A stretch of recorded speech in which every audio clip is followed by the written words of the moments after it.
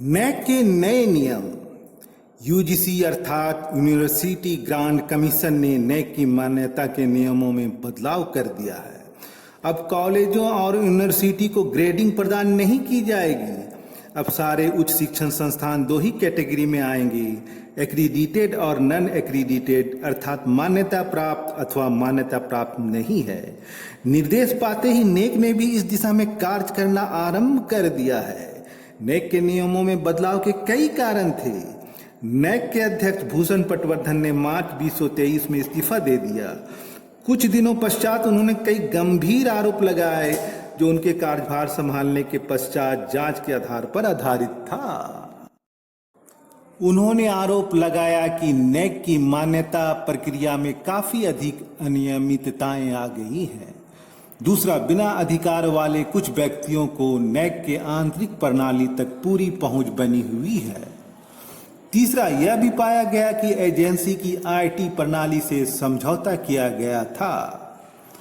चौथा, लगभग 70% एक्सपर्ट्स को साइट विजिट करने का कोई अवसर नहीं मिला, जबकि कुछ लोगों ने कई बार दौरा किया।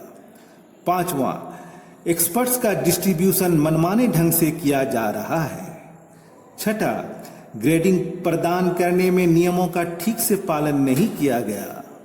सातवां, निहित स्वार्थ वाले लोग गड़बड़ी में लिप्त हैं, जिसके कारण कुछ संस्थानों को संदिग्ध ग्रेड दिए जा रहे हैं।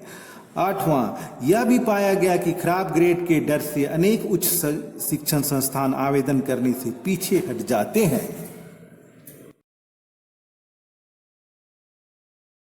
प्रोफेसर भूषण पटवर्धन के आरोपों के पश्चात नैक के नए नियमावली में व्यापक परिवर्तन कर दिया गया है। अब डॉक्टर राधाकृष्णन के सिफारिशों को नैक में लागू कर दिया गया है। अब उच्च शिक्षण संस्थानों को नैक के आधार पर सिर्फ दो वर्गों में बांटा जाएगा, पहला मान्यता प्राप्त और दूसरा मान्यता प्राप्त नहीं। 27 जनवरी को नैक ने अपनी कार्यकारिणी परिषद की बैठक में निर्णय लिया कि अब नैक अपनी प्रत्यायन प्रणाली के अंतर्गत ग्रेड नहीं देगी। इसके स्थान पर मान्यता प्राप्त या मान्यता प्राप्त नहीं की बाइनरी सिस्टम लागू की जाएगी। कार्यकारिणी परिषद की बैठक में आगे निर्णय यह भी लिया गया कि वह संस्थानों को एक्रीडिटेशन के उच्चतम स्तर तक पहुंचाने के लिए प्रोत्साहित करेगी और उन्हें 1 से 5 के बीच स्तर देगी।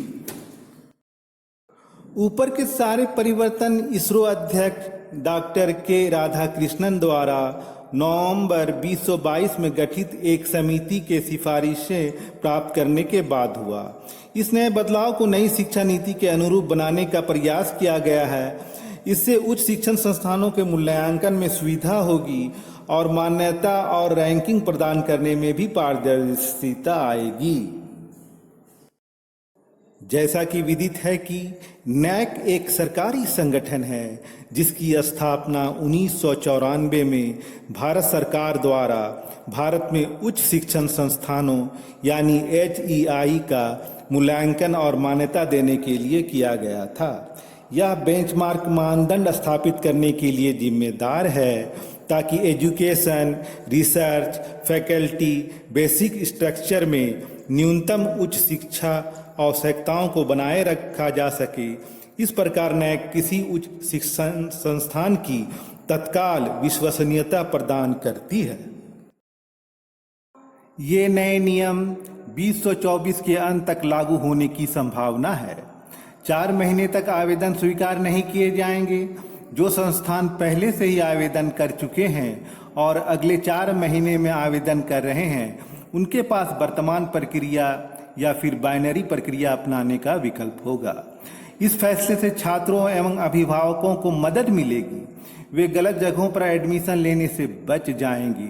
इस नियम के आने से संस्थान मान्यता प्राप्त होने की जुगत में लग जाएंगे और जो खामियां हैं, जो कमी है, उन्हें दूर करने का प्रयास करेंगे। विदेशों में यह व्यवस्था काफी समय से लागू है।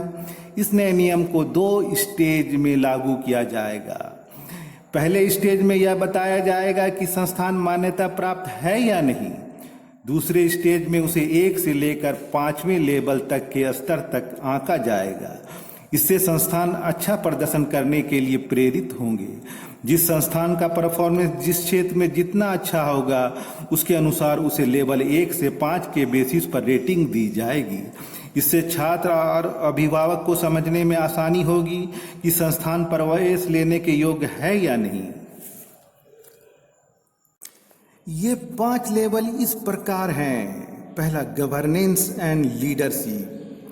दूसरा, इंटरनेशनल कोलैबोरेशन। तीसरा, social and environmental impact.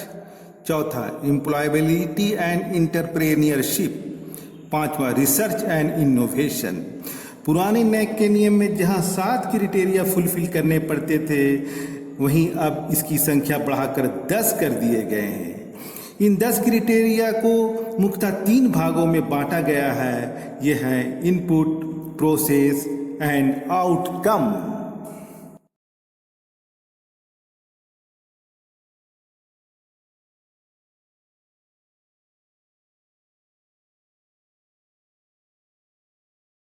Input के अंतर्गत curriculum design, faculty, infrastructure, finance को रखा गया है। वहीं प्रोसेस के अंतर्गत learning and teaching, extended curriculum engagement, governance को शामिल किया गया है। आउटकम के अंतर्गत student outcomes, research and innovation and sustainability को शामिल किया गया है। इस प्रकार नए बदलाव के साथ निष्पक्षता एवं पारदर्शिता बढ़ाने का प्रयास किया गया है ताकि अधिक से अधिक कॉलेज नैक के एक्रीडिटेशन के लिए आगे आ सके। अगर ठीक से देखा जाए तो नैक की नई बाइनरी सिस्टम वर्ल्ड लेवल पर अपनाई जाने वाली सबसे उत्तम सिस्टम के अनुरूप है। इससे सभी उच्च शिक्षण संस्थानों को मान्यता प्रक्रिया में शामिल होने के लिए प्रोत्साहन मिलेगा, जिससे उच्च शिक्षा प्रणाली की गुणवत्ता में सुधार होगा और गुणवत्ता की संस्कृति का निर्माण होगा। लेवल 1 से लेवल 5 तक उच्च शिक्षण संस्थानों का क्रमिक विकास होगा। लेवल 1 से लेवल 4 तक राष्ट्रीय उत्कृष्टता यानी नेशनल एक्सीलेंसी के रूप में जाना जाएगा, जबकि लेवल 5 वैश्विक उत्कृष्टता यानी global excellency for multidisciplinary research and education का होगा। साथ ही मेंटरिंग और हैंड होल्डिंग के द्वारा ग्रामीण एवं दूर दराज के संस्थानों पर विशेष ध्यान दिया जा सकेगा। नया प्लेटफॉर्म ने विभिन्न उद्देश्यों जैसे अनुमोदन, मान्यता, रैंकिंग के लिए उच्च संस्थानों से डाटा के सुपरसेट को कैप्चर करेगा, जिसमें डाटा की प्रामाणिकता की जांच करने के लिए कोलैटरल क्रॉस चेकिंग के लिए इनबिल्ट डिजाइन भी होगा। आशा है कि इस वीडियो के माध्यम से आपको नैक के नए नियमों की जानकारी की एक आउटलाइन मिल गई होगी। अगर वीडियो पसंद आया है तो इसे लाइक और शेयर, साथ ही कमेंट भी कीजिए। नए हैं तो इसे सब्सक्राइब कीजिए। फिर मिलते हैं एक अगले वीडियो में, तब तक के लिए धन्यवाद।